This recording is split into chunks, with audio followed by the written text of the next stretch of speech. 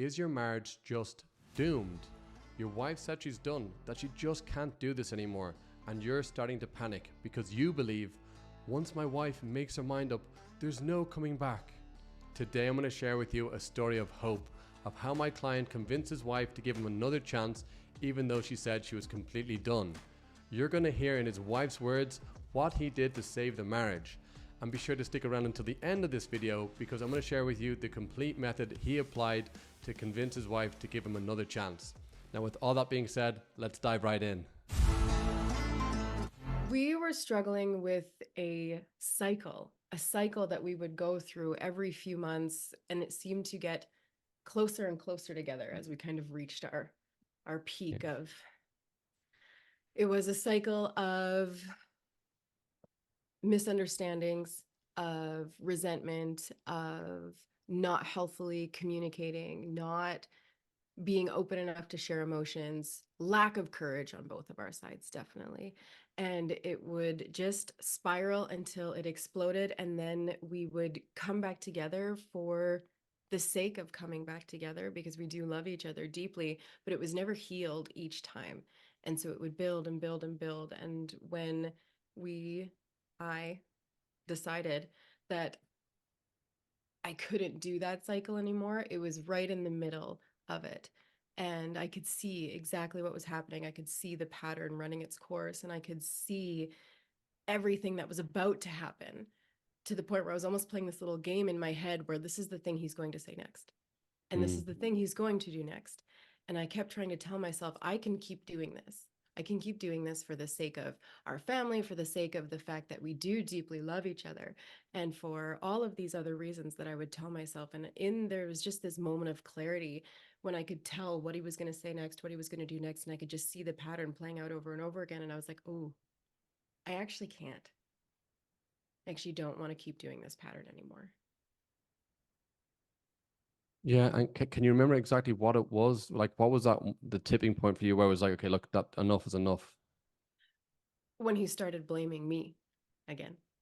It was in that moment of, okay, he's going to come home, he's going to say this, and then he's going to blame me for how he's feeling, what he's doing, how he's reacting, how he's responding. And that that was the moment for me. I do a lot of work on myself. I do a lot of self-belief, self-worth work.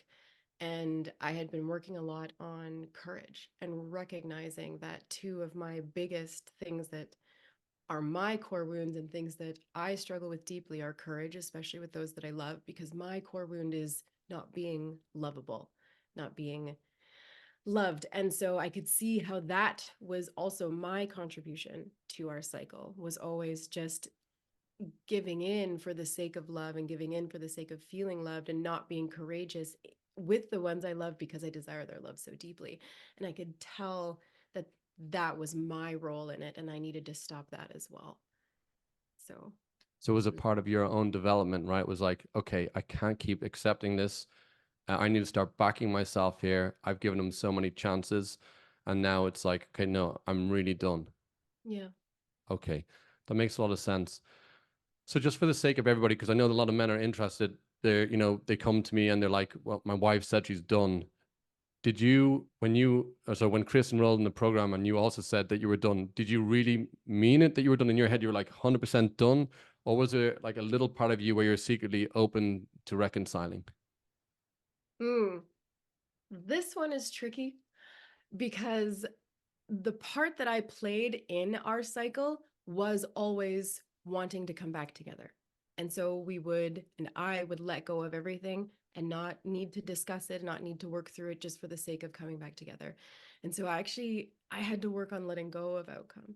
And I think that that's the only reason that we were able to work things out, because me always being dedicated to the outcome of being in love and being together was actually hurting us, and me being dedicated to us being apart and separated and having the end was also not going to serve our family in that moment too.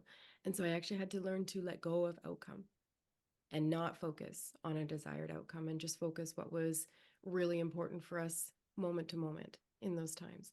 And so I struggle to answer that question a little bit because I did have to let go of desired outcome for the sake of both of us, actually. Yeah. Okay, that makes a lot of sense. And what was it like for you then? So can you like maybe just say your initial thoughts when you found out that Chris had enrolled in the ARC system when he told you? What were your thoughts? I thought it was the acts of a desperate man. To be honest, I did. I was like, sorry, you're what? You're doing what?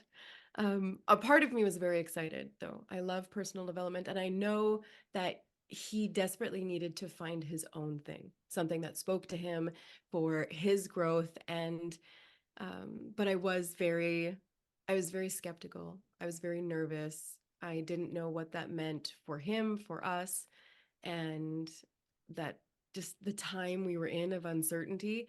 And it did feel very desperate.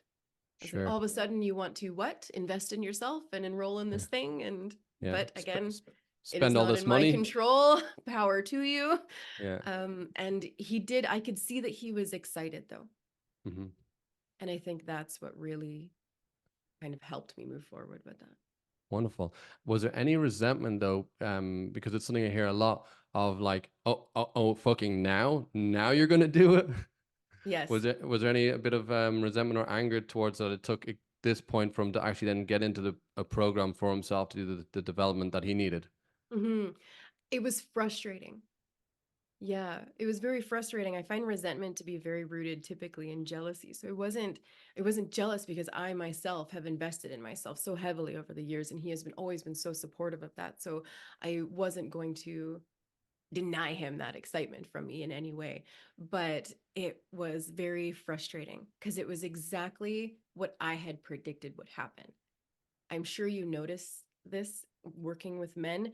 It is, and I don't like to genderize here, but it is typical that men need to experience quite a bit of pain first before they will dive into heavy change. I'm sure you've noticed this. And it was very frustrating for me to have predicted that and watch that play out. And then it really hit me in a way of why couldn't you have done this for us beforehand? Yeah. Sure. I get that, and it's totally normal. We do Mm. a lot of the time need to hit a threshold, and Chris, you definitely hit that threshold, right, brother? I like to run through some walls. Just like me, man. Head Yeah. down. Let's go for the Yeah. pain. Okay. Then what was kind of the first thing then, Amy, that where you noticed? Because I remember so Chris when he enrolled, he was like I'm doing this for me. I'm not going back. And we worked on this whole like he'd done stuff before and he'd given up. You know, it was like a quick fix and a change in behavior, and then he'd fall back into old ones. And we smashed that so pattern out of the park, or so better so put is Chris smashed that out of the park. So what was the first thing for you where you noticed what something's different here about Chris? I did love the energy he was bringing of it for that this was for himself, regardless of outcome. Although I know he had his own desired outcome, and I could see that. What was really powerful was he was really honest about that with me, actually. He wasn't hiding any of his desired outcomes at all. And I could see I could see this shift in excitement in him. He was actually excited about something. He was dedicated to something for himself. I could see that he was doing things even when I wasn't watching, so that it wasn't just to impress me. And I could tell, I could tell that he was shifting internally. Chris always had an energy of playing not to lose. And that shifted as you guys worked together into I'm playing to win. And there's a different energy to those two. And that was really exciting to see. Beautiful. Okay, so it was basically you saw he went. This was he was getting in to do the work for himself, not outcome related. Okay, and that you like that he was now focused on playing to win. That's okay. Mm-hmm. That makes a lot of sense. So how would you say he's changed since joining the program? He's more aware of emotional stability. He's more aware of himself, how he runs, what triggers him, what his values are, what his goals are, what he's working towards. Um, deeply, I keep going back to that playing to win instead of playing not to lose. And like you said, he would get into that pattern of he would do just enough to get us back into a good place. And then everything would falter because he's just playing not to lose. He's just playing for this kind of mediocrity within us. Whereas now I can see he's fighting to win. He's fighting for us to be in this really healthy, powerful, aligned, but vulnerable space. And that's been really exciting. I've seen the biggest thing actually is this space of emotional safety where I can be a mess if I need to be, and he's not falling apart beside me. He can hold that space for me and understand that I'm not a mess because of something he did. It's not about him. He's not spiraling into shame and guilt as easily, which was a big one for him that would kind of exacerbate into other things in our marriage for sure. And that has been really neat to explore from my end to almost kind of test that. Like, how much of a hot mess can I be today? And him handle that. Like, look, how's that going? Oh, and It's we really know fun. you women can be a big fucking hot mess, as Big we can hot be. And not messes. Absolutely. yeah, We yeah. absolutely are. And we need that sometimes because we do. We see things on such a spectrum, which is the gift of the feminine to be able to see so many outcomes and so many spectrums. And it's such a gift of the masculine to be like this, right? So solution focused. And it's so powerful when those things can work together healthily. But we need to be able to be a hot mess sometimes because we're so overwhelmed by all the things that we understand. So I think that's important. Okay, wonderful. So, how has your relationship transformed then since he joined the program? So, how would you describe it? Because I've heard it in Chris in his own words, and it's wonderful now hearing it from yourself, Amy. How would you say? So, what's changed? I feel we're both more courageous because we both feel safe with each other. So we can express more, we can communicate better. We are not in a space of judgment and trying to win anything. We're both playing like for the same goal and the same outcome, which didn't feel that way in the past. I felt like I was fighting for something different and he was fighting to just be. And I feel very safe. I feel very expressed. I feel like I have been able to share past hurts without the lash out, without the guilt and shame spiral that would happen in him that would end up in lashing out towards me and making it my fault. And I feel all of that has just lifted this weight off of us, and we're able to have more fun. We're able to connect more. We're doing more together. We feel more called to do things together that are spending actual time, not just watching a movie together. Um, yeah, it's been really fun and really explorative, and it's been really exciting. It's beautiful. So, you guys are how long? Is it like 18 years? How long are you guys together? You're going to be a long, long time. Yeah, we just celebrated our 12-year marriage So, anniversary, so yeah. we've been together for at least 15 then. 15, 16. Okay. And so you've got a lot of history to look back on. How would you describe the relationship now? Because everybody seems to, when they come in, lots of people look back and reminisce on the beginning of a relationship. The beginning, all the passion and everything else. How would you now, looking back on you guys being 15 years together to now, like, do you feel like there's a deeper depth? So is it deeper than it was before? Is it better, or would you say it's kind of close to the way it was at the beginning, or how would you describe it? Yeah, deeper and better. And that comes with time and growth, right? Like you said in the Oh, beginning, yes. it's all the infatuation stage, which is lovely, always. You come together for your own reasons, but I deeply believe in the power of time and growing together.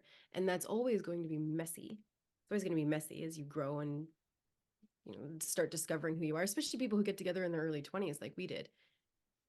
You're a mess in your 20s. You don't know who you are. You don't know anything about yourself, really.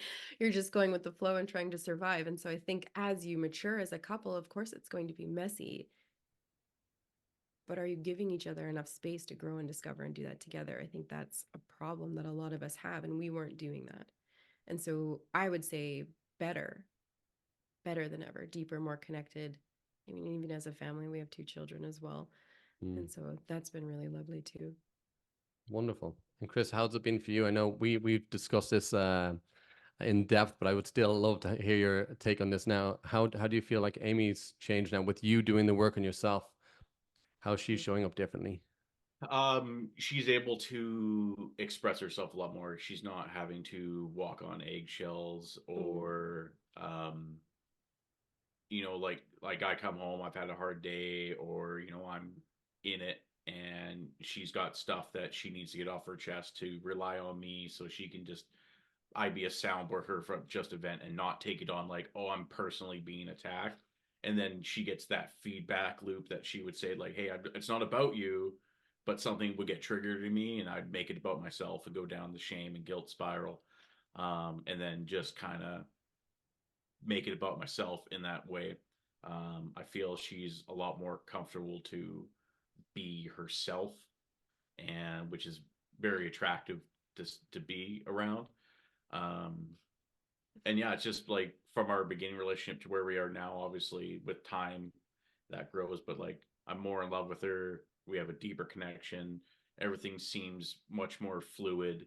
mm. Um, like we're more relaxed around each other for sure, especially in stressful situations. And it's definitely passed on to our kids in that arena as well. Wonderful.